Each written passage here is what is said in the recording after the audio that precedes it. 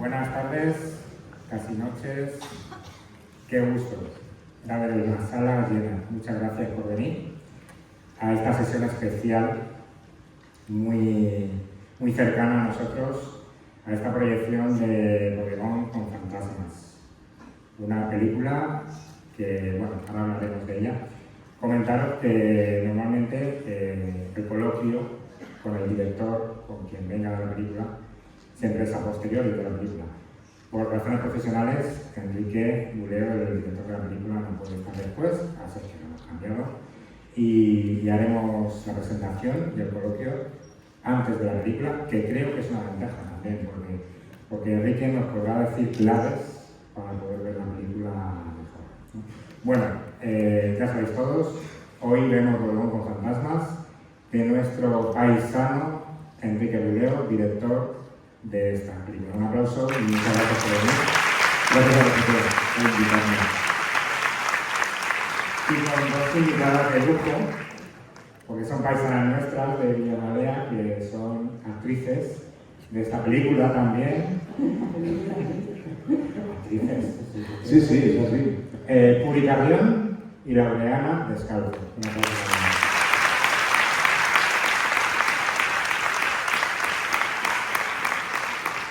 Bueno, antes de nada, claro, cuando me preguntaban, cuando todo el mundo sabía que íbamos a proyectar Pokémon con fantasmas, pero la película de qué va, qué tipo de película es, yo intentaba, yo la he visto, por supuesto, intentaba describirla, y lo único que me salía, por las referencias, por lo que he oído, son referencias de otros directores, como vas a permitir. Claro, costumbrismo, surrealismo. De repente decía José Luis Cuerda, Amanece con el Pop, humor negro, Berlanga. Yo intentaba describirla con esos directores. ¿Estás de acuerdo con esa descripción? Totalmente. Vamos a compararme con Cuerda y con Berlanga, es un elogio. De todas formas, antes de nada quiero dar las gracias a Villamalea y al Cineclub La Clave por poner la peli, por interesados en esta peli, que es una peli pequeña y particular, y la verdad es que es un honor estar. Lo primero porque yo soy de la zona, si alguien no lo sabe, yo soy de la Zara, de Villanueva de la Zara, y que apuesten por la película en localidades cercanas. Entonces este fin de semana que está poniendo en Motilla, del Palancar, en Iniesta y en Villamalea, entonces está súper bien. Así que, y luego lo que comentabas antes de que igual lo normal es que los coloquios se hagan después de las pelis, y estaba pensando, digo, así nadie se va del coloquio antes de la peli, porque igual después de la peli, ahora mismo todos van a ser elogios porque no la han visto, después de que la vean ya veremos. Bueno, ¿cómo la describirías la película para empezar? Claro, es una película episódica, es una película formada por 5 historias. Entonces, claro, cuando no es solamente una trama, es difícil a veces describir las películas porque, claro, no te puedes fijar en una trama sola y tampoco vas a describir las 5. Al final es un poco extraño. Entonces, yo siempre lo hago como a grandes rasgos. Al final, para mí, Pokémon con fantasmas es una tragicomedia rural macabra que habla sobre la vida y la muerte y la desaparición de la línea entre la vida y la muerte y entre los vivos y los fantasmas en un pueblo de La Mancha. Todo contado con cierto humor, pero un humor también muy particular, que es el humor que a mí me gusta, que es como mitad absurdo, mitad seco, mitad macabro. Sí, básicamente. Muy chula. Vale, bueno, como casi todos los cineastas tenéis el origen en los cortometrajes, ¿no? Claro, esto has dicho que son 5 historias, ¿no? Sí. Que tenéis 5 cortometrajes. ¿Qué te hizo que estas 5 historias tuvieran un todo y dieras el salto real a un largometraje? Con el que, bueno, creo que has entrado con la propaganda, pero bueno, ahora lo veremos. Pues en 2020 yo estaba a punto de rodar mi último corto hasta la fecha, que se llama Las Visitantes. Estaba a punto de rodarlo y justo llegó el confinamiento y claro, sí, imposible. Entonces, yo desde hace muchos años escribo todo lo que se me va ocurriendo, todo lo que oigo. De hecho, a mis amigos ya los tengo avisados, en plan, vuestras cosas que me contéis pueden acabar siendo parte de una película, o sea que no os extrañe.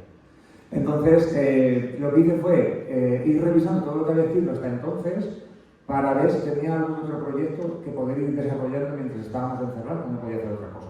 Y entonces vi que tenía varias historias que tenían que ver con lo fantasmal, con la muerte, pero siempre como desde una óptica tragicómica, sin mucha gravedad, ¿no? Sin mucho drama. Y dije, bueno, digo, pues igual aquí hay una película. Entonces fui un poco como armando una peli episódica. Yo quería hacer una peli episódica porque a mí me gustan mucho las películas episódicas. Desde pequeño he visto pelis episódicas, a mí me gustan mucho también las antologías de cuentos. Entonces quería hacer como un homenaje a ese tipo de estructuras narrativas. Y nada, y a partir de 2 historias que tenía ya escritas desde hace un tiempo y tal, fui armando las demás. Primero empecé con 9 historias, luego lo dejé en 7 y al final lo dejé en 5. O sea que hubo muchas historias que entraron en la serie y acabaron fuera, pero bueno, para bien. Acabaron fuera para bien. O sea que... Bueno, y desde que lanzaste la película, has tenido un periplo de festivales increíble. Empezaste con Sitges, luego a mí me sorprendió, me chocó mucho que José Luis Rebordinos, que es director del Festival de San Sebastián, en una entrevista que le hicieron, dice, yo quería traer Borregón con fantasmas, pero no pudo porque estaba en Sitges, o sea, que te lo diga eso un director de San Sebastián. También, está bien. Luego Varsovia, Alicine, por supuesto, el Festival Rizoma de Madrid, Gijón. ¿Cómo has vivido este éxito? Porque al final es una película que ha crecido con el boca a boca un poco, ¿no? Sí. De festival en festival. Y también quisiera aprovechar para preguntarte, como un director que es su primer largo, ¿cómo entra en esos festivales que ya son de gran renombre, como Sitges, Gijón? ¿Cómo fue tu entrada y ese éxito creciente que has tenido? Pues, a ver, fue una sorpresa porque hacer la peli nos ha costado 4 años.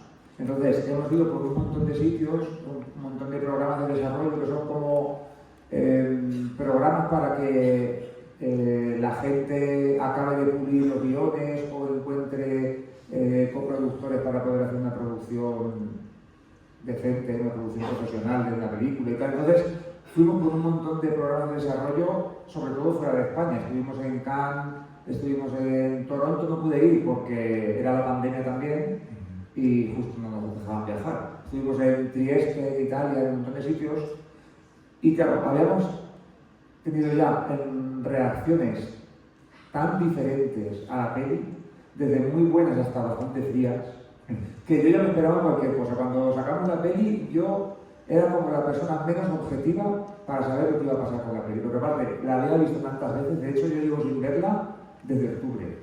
O sea, desde que la estrenamos en Sitges no la he vuelto a ver, porque antes de Sitges a lo mejor la había visto 150 veces.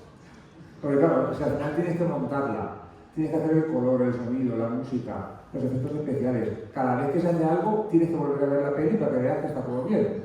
Entonces, yo había semanas que a lo mejor la veía todos los días una vez. Entonces, llegué a estar tan alto de la peli que dije, vale, hasta aquí. O sea, en Sitges era prácticamente obligatorio porque ¿cómo te vas a salir de la sala en el estreno oficial mundial? Pero entonces, lo que te comentaba ahí, llegamos a Sitges, sobre todo yo pensando, puede pasar cualquier cosa. Aparte, yo había oído que el público de Sitges es un público muy entusiasta cuando les gusta, pero también bastante lo contrario, entusiasta cuando no les gusta. Entonces yo digo, es que me espero cualquier cosa, o sea, es que no sé lo que va a pasar. Y luego fue súper bien. O sea, la gente aplaudía, se levantaban, gritaban, silbaban. Bueno, fue una pasada. Entonces, claro, ese fue el primer festival y fue por la Puerta Grande. Y yo ya nos fuimos de allí, todos los de la peli, diciendo, oye, esta peli va a tener recorrido, tal cual. Luego, el siguiente festival al que fuimos fue el de Varsovia y fue lo contrario totalmente a Sitges. Me puse en mi sitio, ¿eh? Porque nosotros ya íbamos pensando, oye, igual a lo mejor esta película lo peta. Y justo llegué a Varsovia y la gente no se reía ni una vez en toda la película. O sea, era una frialdad. Aparte, en Sitges habíamos llenado una sala de 1.200 personas y en Varsovia nos llenamos una de 150. Entonces, claro, al final te acostumbras a tener reacciones de todo tipo. O sea, súper entusiastas, súper frías, Luego es verdad que la mayoría de las críticas han sido súper positivas y eso está, vamos, súper bien, claro. Pero... Bueno, y la nominación al Y la nominación al Premio Feroz. Que eso ya es... Sí, yo creo que ha sido... Y nada, pues muy bien, porque la verdad que excepto Varsovia, el resto de pases por festivales pues han funcionado muy bien. En Avicine funcionó súper bien, en Gijón también, en Rizoma, en Madrid también, un montón de sitios. Y nada, ahora ya estamos un poco con los estertores de la película porque la estrenamos el 7 de febrero. Esta es la tercera semana que está ya en cines y las películas así de este tipo no suelen aguantar mucho en cines. Entonces yo creo que le quedará una semana o dos como mucho y ya. Pero yo creo que hoy son mis últimos coloquios de la peli. O sea que, pero muy bien, muy bien. Tú que estás metido en el mundo del cine, tus premios realmente han sido de los periodistas cinematográficos. Total. Los Feroz lo hacen los periodistas. Sí. En Avicine fue premiada por los periodistas. Por los periodistas. ¿Es bueno o es malo para una proyección? No sé si a lo mejor crear expectativas es malo para el público. Claro, yo a toda la gente les digo, ve a verla, pero yo pensando que va a estar mal. Yo no voy a verla. Y de que venimos ánimo que da. Es que si vas pensando, o sea, yo soy el primero que cuando voy al cine con muchas expectativas es casi imposible que se cumplan. O sea, es casi imposible. Cuando voy a ver una película que me apetece mucho, digo, vale, como mucho me va a gustar un poco, pero evidentemente las expectativas las carga el diablo. Entonces, bueno, es verdad que el público también está conectando bastante con la peli. También es verdad que, claro, al final tú vives una irrealidad, porque a mí las críticas malas no me llegan. Nadie se acerca a decirme, oye, no me gusta nada tu peli. Solo se acerca a la gente que le gusta mucho. Entonces al final tienes la sensación de que le gusta a todo el mundo, pero sabes que no. Sabes que no, porque al final te metes a Film Affinity o algún sitio y tienes 1, 2, 3, o sea que evidentemente hay gente a la que no le gusta. Bueno, pero tiene un 6,7 que está muy bien. Sí, está muy bien, sí. Film Affinity tiene buena nota. Sí, nota está muy bien. Sí, cuando se estrenó la peli éramos como una de las 10 películas españolas con más nota de 2024. Y ahora creo que estamos en el puesto 50 de todas las películas del mundo. O sea que está muy bien. Está súper bien. Pero bueno, que eso tampoco se traduce a veces en público en la sala ni nada. Pero al final yo creo que la crítica por un lado y el público por otro. Porque luego hay películas súper taquilleras que si te metes a Film Affinity a lo mejor tienen 4 y barren en taquilla. Entonces, bueno, hombre, está súper bien que la crítica te apoye y te reconozca, pero que tampoco es como la salvación, yo creo, para un cineasta. Bueno, aunque parezca que estamos en nuestra casa, con la mesa de camilla, los vasos de whisky, pues eso puede llenar, no el whisky, es algo. Si tenéis sed, puede llenar. ¿Para cuándo la próxima?